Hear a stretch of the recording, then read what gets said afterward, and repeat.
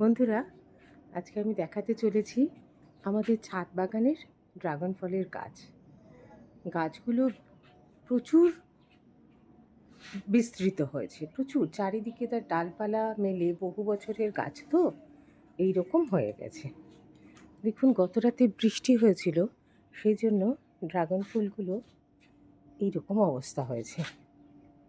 গতকাল রাতেও প্রচুর ফুল ফুটেছে।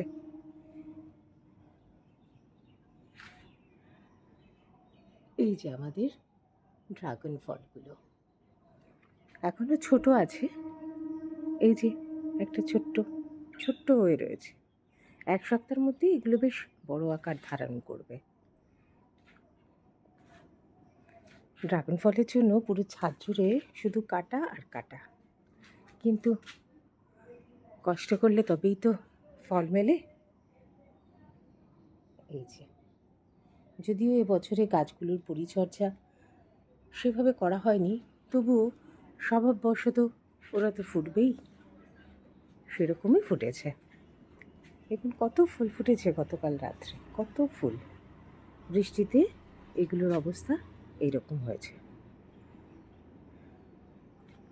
চলুন দেখি, একটা ড্রাগন ফুল এখনো পর্যন্ত বৃষ্টির জলটা লাগেনি। ফুলটা দেখাই।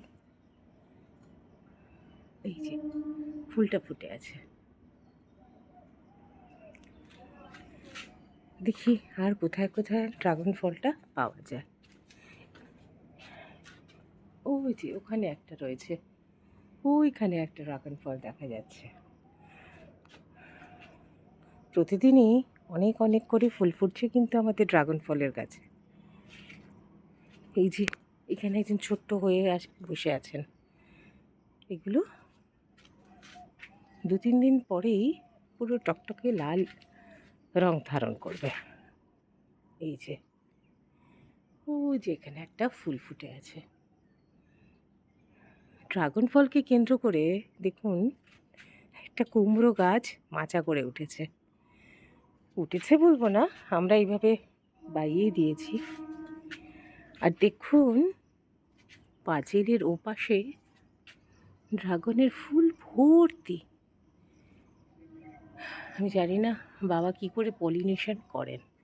করতে তো হয়, পলিনেশন ছাড়া তো এগুলোর, হ্যান্ড পলিনেশন ছাড়া এগুলোর ফল হয় না। সুতরাং পলিনেশন তো করতেই হয়।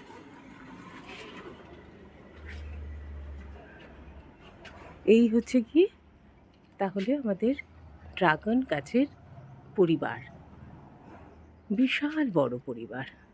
সেটা আমি কতটা দেখাতে পাচ্ছি আমি ঠিক বলতে পারবো না। প্রচুর জায়গা জুড়ে আমাদের এইভাবে ড্রাগন গাছ করা। দেখি এই দিকটা, দেখি এইদিকেও ড্রাগন গাছ আছে, যেটা কিনা এখন কুমড়ো গাছের মাচা হয়ে গেছে। এই একটা ফুল, এটা এখন মাচার রূপ ধারণ করেছে। চলুন তাহলে বন্ধুরা, আজকের মতন এইটুকুনি কি থাক।